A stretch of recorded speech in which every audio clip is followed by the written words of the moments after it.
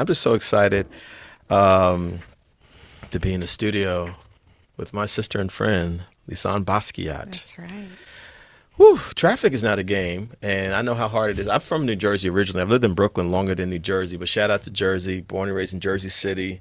Shout out to Rutgers University, New Brunswick, but I've been in Brooklyn for a long time, and even the subways are cray-cray in the mornings. Yo, it's deep. I talk about it all the time, but I want to get into it because and say your daughter's name for me again.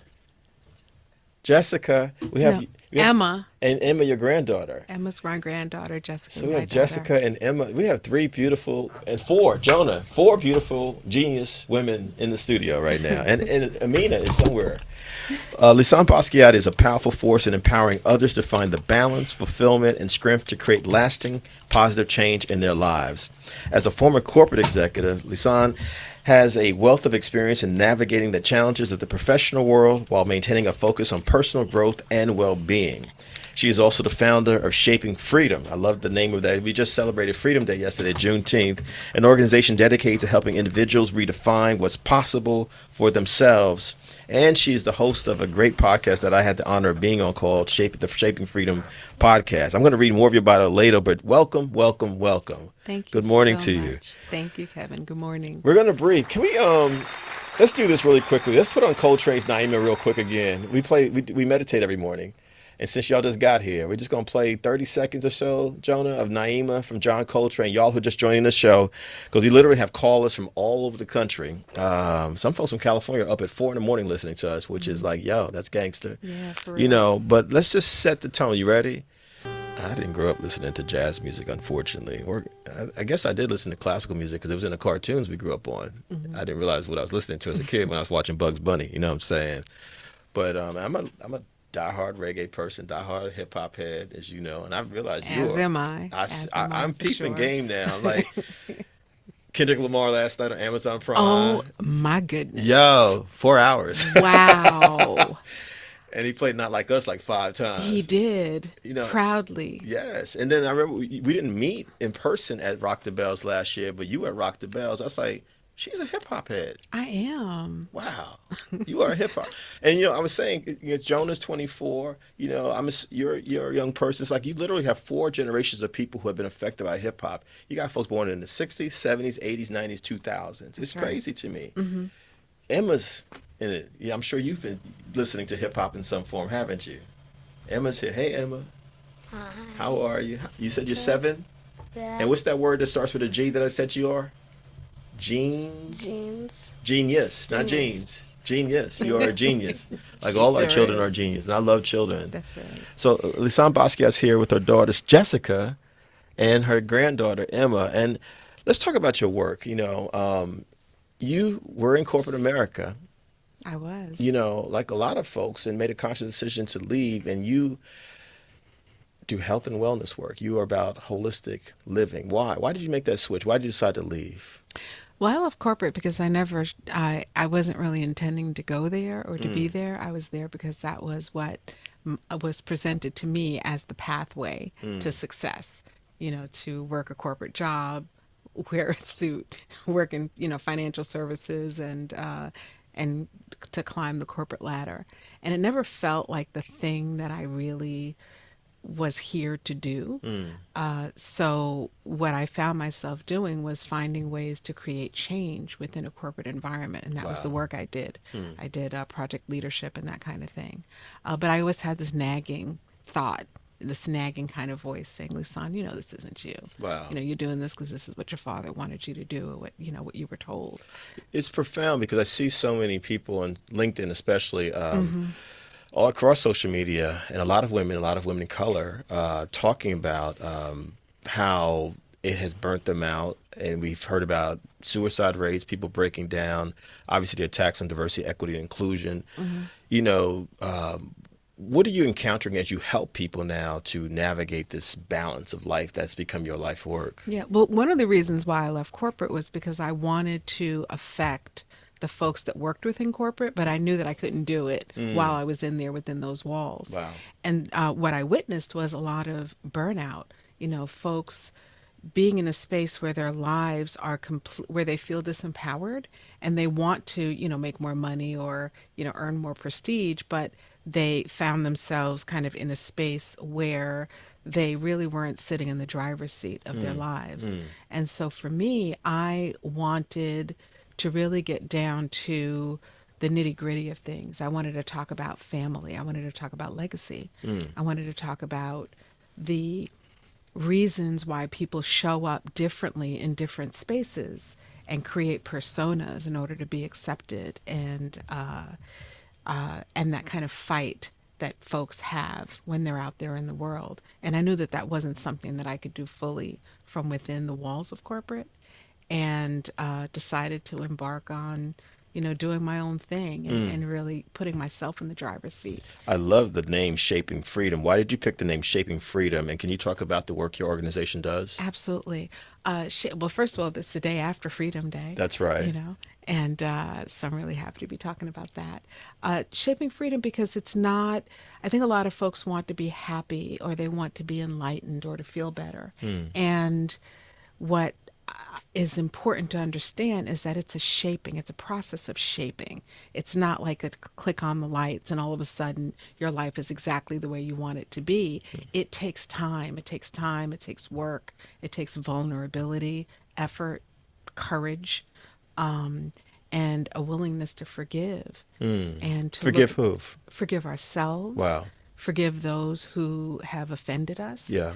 To forgive the circumstances of our lives, and also to really take that courageous look at what's going on around us, to look at the patterns that are happening in our lives and some of the behaviors that sometimes we express that aren't really taking us to the place that we want to be. You're making me think about two of our calls this morning talked about the importance of mindfulness. I work for myself, as you do, and because of this radio show, I get on subways now, and for the first time in years, since my party days, to be honest with you, since I was coming out of clubs at 6 a.m. I know that life. And, I always acknowledge the workers. I say shout out to the construction workers, to the, union members, et cetera. But I also see people looking very unhappy, no matter, what is it about our society that is denying us the opportunity to shape our freedom? I don't know that our society is denying us from shaping our freedom. I think that we've been programmed to believe that we have no agency in creating the life that we truly want to live. I also think that this society encourages us to be unhappy, and to be sullen and upset about the things that are going on around us without giving tools. Without giving the tools to show folks how to actually change their lives toward what it is that they want their lives to be. I think and I think it's also like and being from New York, and you're in Brooklyn now, and I'm from Brooklyn. That's right. There's this idea that, what are you smiling so much for? Why are you happy? Like something's wrong with it. But if you're unhappy, that seems to be okay and accepted. So I think it's a matter of like deprogramming and really taking a moment to take a seat and to sit back and truly look at our lives and truly look at what you want, where you are, and what you need to do in order to get to the place that you want to be. Are those the action steps? Can you say those again? Taking a look at where you are. 1. Taking a look at where it is that you'd like to be. 2. And then looking at that delta between where you are today and where you want to be. Because that's where the fun is. That's where the juicy stuff is. And that's where those decisions need to be made. And I think what's challenging for folks in that shaping process is some of the decisions that sometimes need to be made. Maybe your behavior needs to change. Maybe you need to stop looking at that other person or those other people as the ones who are creating unhappiness in your life, and understand that you are not treating yourself in the way that you're even asking them to treat you, or thinking about our relationship with success, whether or not we're actually creating a world and a life that's going to bring us the success that we truly want. Sometimes we're sabotaging. What did the word success mean to you when you were in corporate America, and what does it mean to you now as the head of your own entity, Shaping Freedom? Ooh, that's a great question. Success when I was in corporate for me was being able to look at myself every day in the mirror to ensure that how I was showing up was authentically Lisane. And today, success really is the same thing. Success for me is living my values, living my life according to my values, and being committed to that, and having integrity in my willingness to truly align with my values. And sometimes that's not an easy thing to do. I think success is also, the other things like, am I getting my message out there to people? Are people helped by my presence on this planet? Am I contributing in a positive way to the lives of other people? What's your website for folks who want to reach you? What's the website? Shapingfreedom.com. Shapingfreedom.com. And take us, what are some of the things that Shaping Freedom offers for folks who want to be a part of the experience of being on a journey, as you say with your bio, of empowering others to find their balance, fulfillment, and strength in creating lasting positive change in their lives?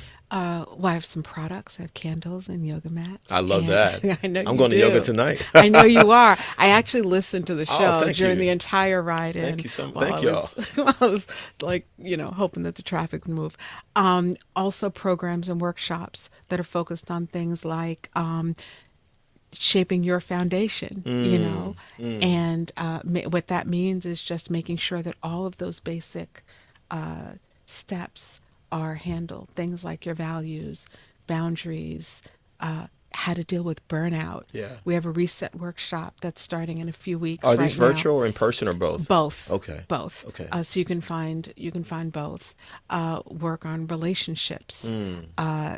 This reset workshop that I was just mentioning is all about a lot of us at the beginning of the year, we're like, we're going to do this and I'm going to do that and I'm going to make this happen. And I think this year's been a bit of a crazy one and a challenging one. And so for a lot of folks, I know like me, I got up on January 1st and we're already at the middle of the year, and so sometimes you need a little reset. You need to kind of take a look at what's going on and course correct. Is it? We've all been socialized to set New Year's resolutions. Is it dangerous to say, I'm going to do this at January 1st and then beat yourself up if you don't do it by June something?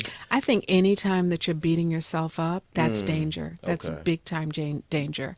I also believe very much in envisioning the life that you want to live. There's a practice that I also lead. It's Pule, and it's part of my Huna, which is my spiritual and energetic practice out of Hawaii. And a Pule is basically the Hawaii. Yes. Wow. Yes, one of my favorite places on the planet. Same. And the word Pule is simply the Hawaiian word for prayer. And it's like SMART goals on steroids.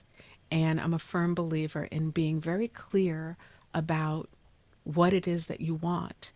And if you can't envision it, and if I can't describe to you what it is that I envision for each area of my life, then I haven't taken the time to make sure that it happens. Yeah. And so Pule writing is about creating that vision for yourself without attachment, understanding that there's magic, there's God, there's, things that happen on our behalf, but just being very clear about what it is that you want. At the end of last year, I said, right around the time that you and I had our conversation on my podcast. Yes. I laid out what I wanted for 2024. And one of the things that I wanted was speaking opportunities. I wanted more exposure for Shaping Freedom. And I have to tell you, this right here. SiriusXM, Urban View with Kevin Powell, the amazing Kevin Powell. Oh my gosh, thank you. Is part of the realization of that Pule. Wow. I appreciate you. We don't have a lot of time left, and we're gonna do more because we got to get you back and do a whole hour. We will. Yes. I promise that. Thank you. You are working on a book. That's important to talk about. You are working on a book. We've talked about it. Yes. Yes. is going to be called Shaping Freedom as well. Yes, it is. What's the book going to be about? Oh my. So I'm oh mying because we had a conversation a few months ago. Yes, we did. And during that conversation, you pretty much manifested or told me, like, you're going to write this book. You got to write this book. So Shaping Freedom, it's going to be a hybrid. So it's going to be part memoir and part personal growth. And so what I'm going to do is share with the reader different defining moments within my life Yeah. and the tools that I used in order to help me to transition or to transform through different situations that happened in my life. I've had a very full life, and a lot has happened in my life. Y'all are listening to Lisane Basquiat, who's a powerful force in empowering others to find the balance, fulfillment, and strength to create lasting positive change in their lives. She's also the founder of Shaping Freedom. Please go to shapingfreedom.com. It's an organization dedicated to helping individuals redefine what's possible for themselves. She also hosts a podcast of the same name, Shaping Freedom the Shaping Freedom Podcast. Can people get the podcast when they go to your website? They can. Absolutely, yes. You have a great website. I do remember that. Thank you. And you have a healing voice and a healing presence. Basquiat's a famous last name. It is. I think I've heard of it. Have you? Will that be in the book as well? A little It bit? has to be. Yeah. Yeah. I mean, I'm Lisane Basquiat. I've always been Yeah. Lisane Basquiat. Yeah. And my brother was an incredible force on this planet and did amazing things. And, yeah. Wow. We're talking about Jean-Michel Basquiat. And you're here with your family, your daughter Jessica and your granddaughter That's Emma, right. who's chilling. She can hear us. Emma's all of 7. The genius is sitting there. You know, in our closing moments, what do you want? We have folks all over the country listening to you. And when you come back again, we'll be able to take calls. So we'll have a bit more time. But what are some things you want people to take away when they think about freedom? You know, you said you had some thoughts about Juneteenth and freedom. What do you want people to take away? What does that word mean to you? What should it mean to people? I think freedom is a gift that we should cherish. And it is the freedom to understand that we have this ability to communicate. We have social media, technology has given us, pardon me, has given us so much opportunity to just share and to share freely and widely. And what I would like people to take away is to respect that, to use that to contribute more positively to your family, to use it to contribute more positively on the internets, because if you're not in the game, then just watch and encourage and cheer. I think that there is this ability to really help people to move forward. And I think sometimes we spend so much time pointing our fingers at people, putting them down. We're kind of like the, what do you call in the peanut gallery? Yeah. Versus. You just made me think of the Muppets for some reason. I'm sorry. Same thing. Versus finding a way to really help. I think, there's a lot going on in the world. Yeah. And I think it's really important that we lift each other up, help each other out, and check yourself. Check yourself. Check yourself. We dealt with that with some callers today. You were probably listening to some of the things that came in there. How do you block out the noise? We have just a minute left. How do you block out the noise and how can we block out the noise, all this craziness happening around us? Listen to yourself, trust yourself. You have that gut instinct for a reason. We all have it. And if you believe that you don't have it, it's because you're not listening. Wow. So trust yourself. That's Trust how you yourself. block out the noise. Spend time in meditation, spend time in prayer, spend time journaling, and spend time listening to hear what your inner voice has to say. You're listening to Lisane Basquiat, who is the founder of Shaping Freedom. Please go to shapingfreedom.com. Listen to her podcast, also the same title. Get the book when it comes out. It will come out. It's going to come out. Let's go back to Power of Love to close out the show. Not my song. Let's go out to, this is Lisane texted me this song this morning, Power of Love, Luther Vandross. I think love is the answer. Love is the answer. Love is the answer. Thank you all for joining us. We'll be back next week. I'm Kevin Powell, Review Mornings, Channel 126, SiriusXM. Good morning. This is Kevin Powell, Urban View Mornings, Channel 126 on SiriusXM. And I am excited, so excited to have Lisane Basquiat here for a part 2. We did a live interview on this show because of the crazy traffic between New York and New Jersey always, I said, we got to do an extra 20 minutes or so. So she was kind enough to agree to do this. And shout out to our daughter, Jessica, and shout out to Emma, who's in the house as well, her granddaughter. And let's just jump right into it. You know, we were talking during the live show about shaping freedom. You know, for folks who may not have heard the live show, introduce yourself and what is Shaping Freedom and shapingfreedom.com. My name is Lisane Basquiat. I'm an entrepreneur, a life strategist, and the founder of Shaping Freedom. Shaping Freedom is a company that focuses on helping people to heal the things that stand in the way of them having the healthy family legacy from an emotional and spiritual and mental perspective that they'd like to have. During our live interview, you talked about having worked in corporate America, like a lot of us, my mom included. Your family said you got to go to school, you got to get a certain kind of career, job happen, you got to make money, basically. Yes. You said that wasn't necessarily for you. Can you talk about that and why you decided to leave that space and start Shaping Freedom, move to the world you're in now? Yeah, I think there are for some folks, you know, corporate is the way and it feels good to them. But for me, I go, my life is very much based on the barometer of my soul. And so while I did that for a while, and did well in it, I excelled. I was an executive within the financial services industry. It wasn't the thing that fed me. I didn't feel what I knew I needed to feel in order to be on the path that I was supposed to be on. How did you define success then? And how do you define success now for yourself? Well, success has always been for me about authenticity. It's about being authentic to myself. It's about feeling like I'm making an impact and like I'm making a positive contribution. Success is also how much joy I'm feeling, because the joy that I feel is represents the work that I've done to feel that joy. And joy is different from happy. Happy is kind of like I'm at the club partying. I was happy last night listening, watching Kendrick Lamar yes. On Amazon. Very happy. Joy is different. Joy is that feeling of confidence and faith and trust and knowing that everything is going to be okay and that I have the tools that I need to experience anything that the world has to offer. There were 3 points you mentioned when we did the interview before that people should think about as they move toward their balance fulfillment. What were those 3 points again, if you could reiterate them for folks now? Yeah, I think it's really important that you have a vision, that you get clear about where it is that you want to go, because if you are not clear about where you want to go, you bounce around and go everywhere and wind up nowhere. I think it's really important that as a step 2, you get clear about where you actually are relative to your end goal. And then the third part, which is the juicy part, which is the part that I help you with, is the delta in between.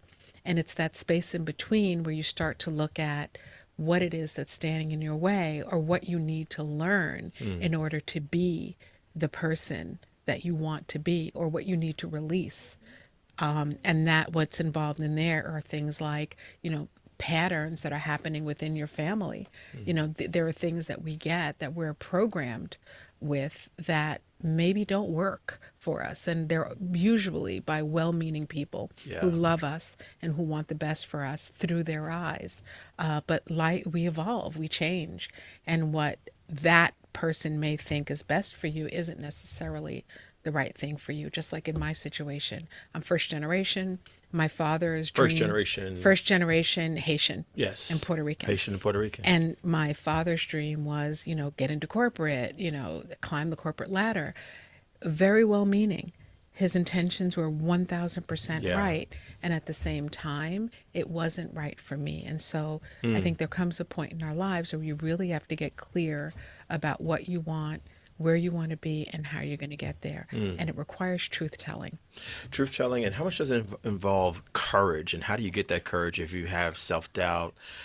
I mean, I've had self-doubt in my life, low self-esteem at times. I mean, many of us have. How do you push past that and realize you deserve something better, something more for yourself? I think that's where the visioning comes in. Okay. Right? Because if you're clear, you can either sit in the passenger seat and wonder about why your life isn't going in the direction you want it to go, or blame other people for the reasons why you're feeling the way that you don't want to feel. Or you can put yourself into the driver's seat and say, you know what? I want to have healthy relationships.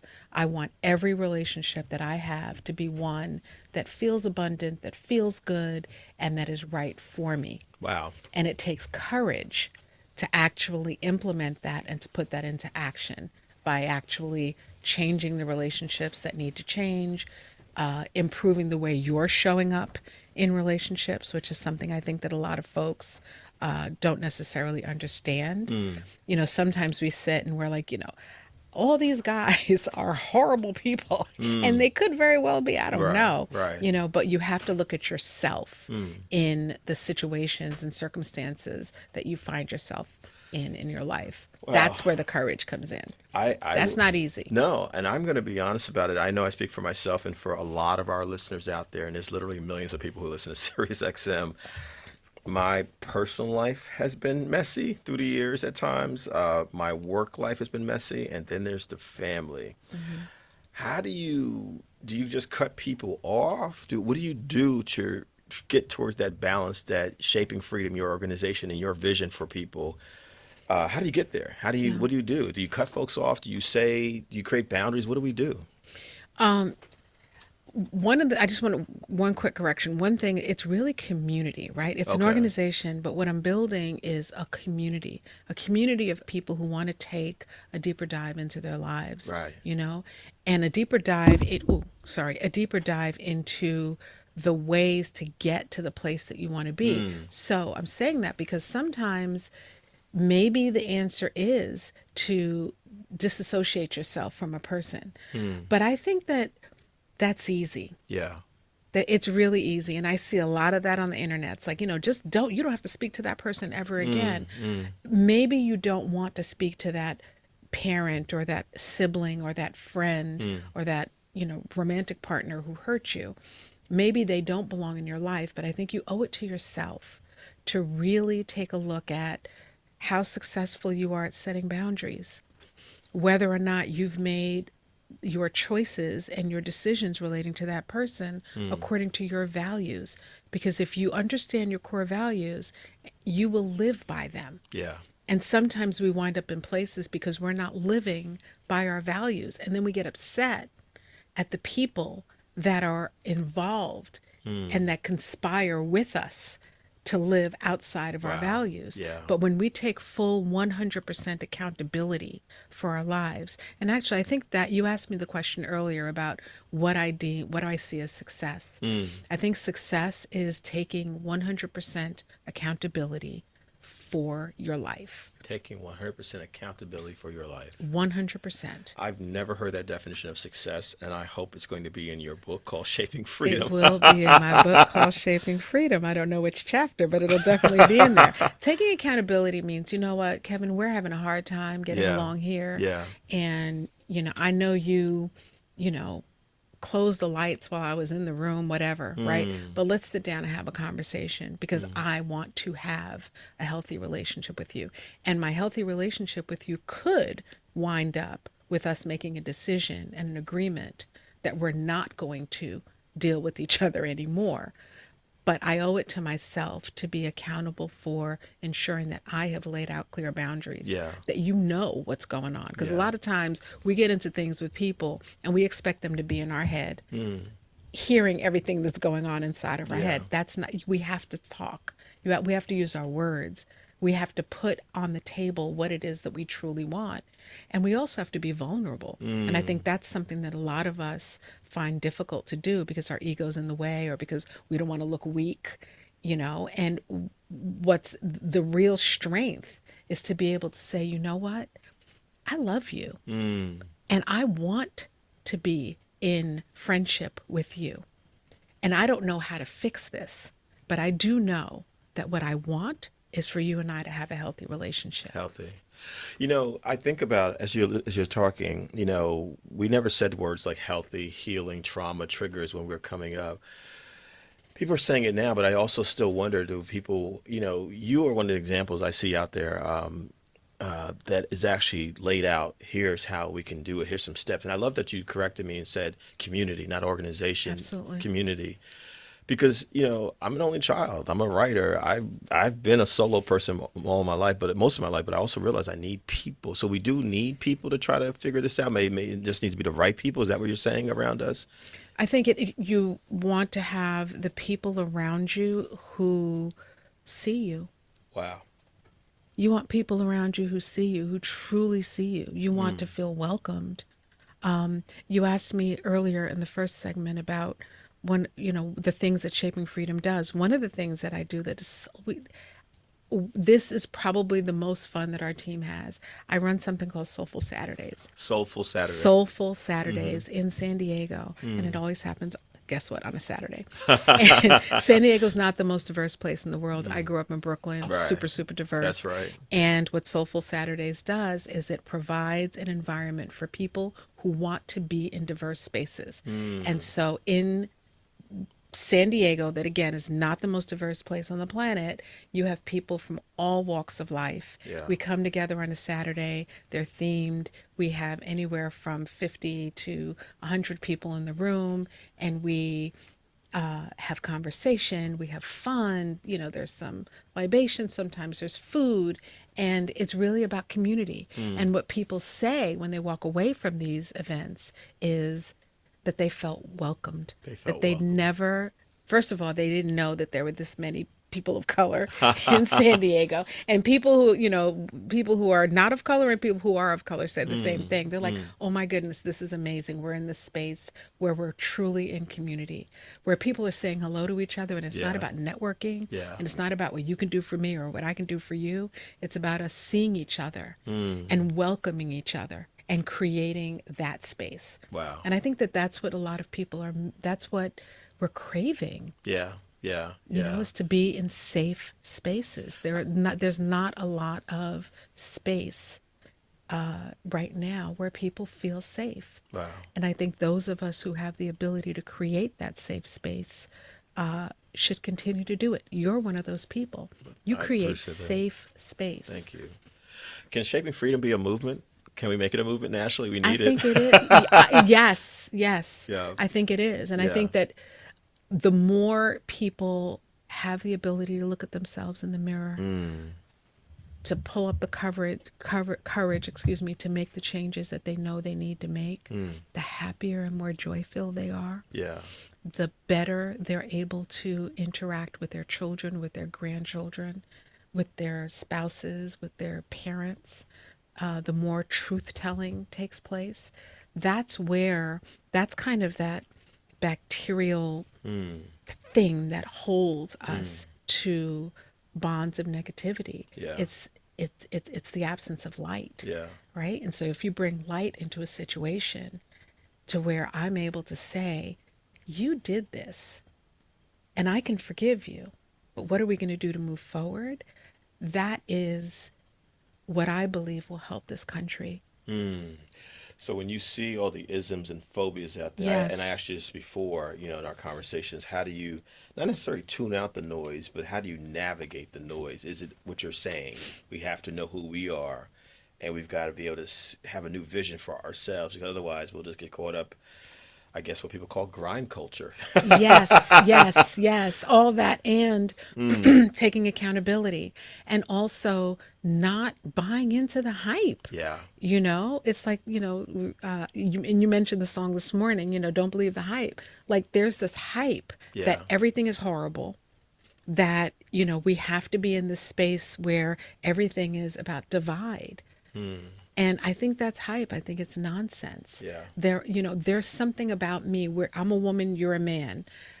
There are things about us that are very similar. Yeah. There are things about us that are very different. Yeah. But I think that if we as a world, quite frankly, begin to peel back those things that we believe, the illusion of separation, and start to look at the ways that we are similar, or the ways that we can find our way to each other, I think that we'll be in a much better place. It was profound. You said you were listening to the show. You may have heard a caller was responding to my comments about the 10 Commandments being forced in public schools in Louisiana as a law, passed on Juneteenth, no less. It's very interesting. Yeah. Yeah. And, there was a moment where we were just talking about, I'm a Christian, she was a Christian, but all Hmm. of a sudden she said the homosexuals. And I said, I heard that. what did you think? I think that I think that there is so much division in the Yeah.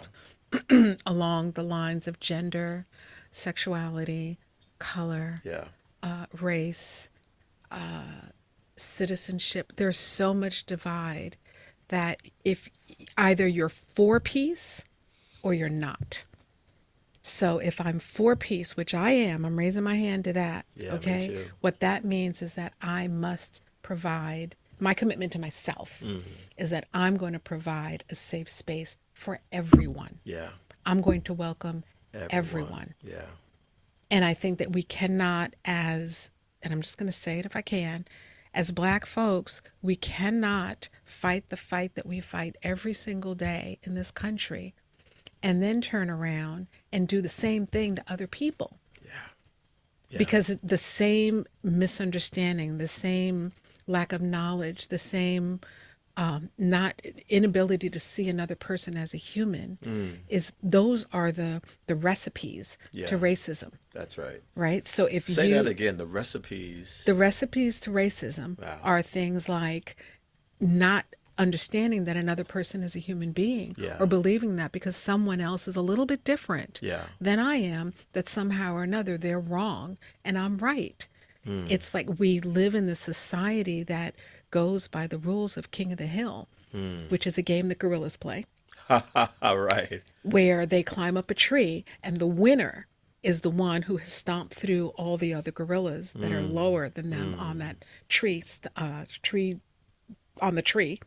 And the game is that the one that gets to the top is the king of the hill. And that's what we do, and that's what's happening in this country. Yeah. And the problem is that if we are in one line, all fighting to keep the other person down or the other group down so that we can feel more powerful, that's kind of how racism started. Yeah. You Yeah. know, they sent people from England, you know, to Africa and to the Caribbean to That's right. create a layer Yeah. beneath their lower class Yeah. so that they could feel better. And so the way to resolve that is not to fight it with the same thing. We have to do things differently. What gives you hope? We just have a couple of minutes left. Yeah. What gives you hope? What gives you hope to keep, what gives you hope? What motivates you to get up every day to do this work of shaping freedom, not just for yourself, but for others who want to be a part of community? I believe that we can do better.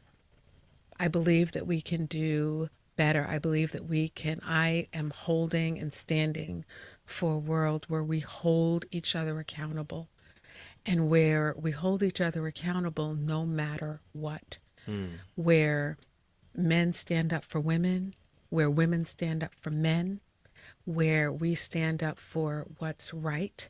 And that right is defined by love. The right thing is the most loving thing. What gives me hope is the fact that when I was growing up, I went through my parents having gone through divorce. My father was struggling emotionally and mentally and had no awareness of or acknowledgement that he needed mental health. My mother was mentally ill and none of that was talked about. No. And I was expected to go to school every day, to be a good student, to behave myself, and all those other things. I grew up in a world where we didn't talk about mental health. Yeah. I would love to see more progress in the area of eradicating racism. And I'd also love to see more progress in the area of mental and emotional health, because I think that so much of what's going on today is about a lack of mental and emotional health. How do you think this book version of Shaping Freedom, we have shapingfreedom.com, That's right. we have Shaping Freedom, the podcast, the community space, but there's going to be a book called Shaping Freedom. What do you want that book to achieve in terms of what you just said? How can it help?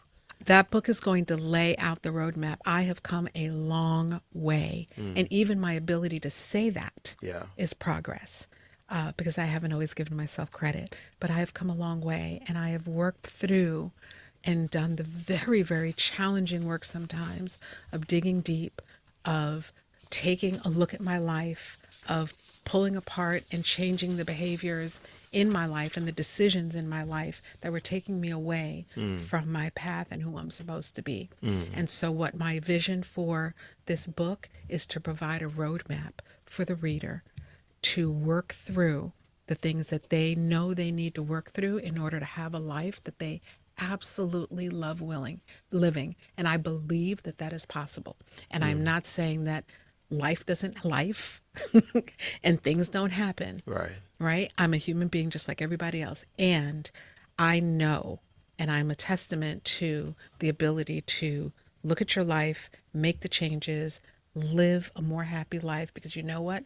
I am such a better mother, daughter, sister, friend, leader today than I could have been holding on to all that baggage that was just weighing me down.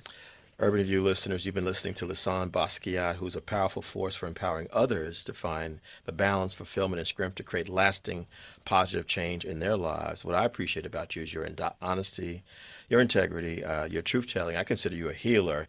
Please note that she's the founder of Shaping Freedom, an organization dedicated to helping individuals redefine what's possible for themselves. Go to shapingfreedom.com. And when you go to that website, please also know that you can learn about the community that she is building and continues to build, and also listen to her Shaping Freedom podcast, which I had the honor of being a guest on a few months back. And I just, the honor of you being here, thank you so much. And thank you for enlightening us and giving us a roadmap, a GPS on honestly healing. Thank you.